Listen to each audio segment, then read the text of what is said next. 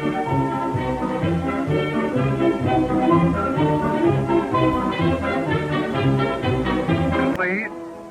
welcome to Open House at your Air Force base.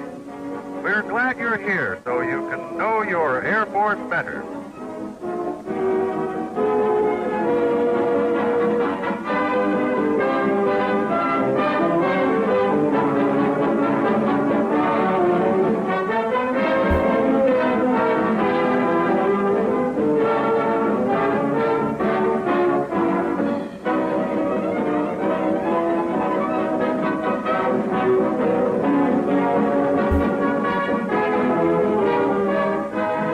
It was exciting, even for me.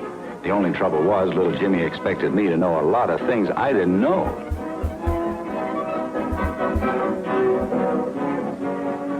When I looked over one of the planes and saw my family watching me, waiting for words of wisdom, I knew I was a dead duck. Know your Air Force better, the man said. I don't know the Air Force at all. Where does a guy start? He starts right where you do, Private Citizen USA.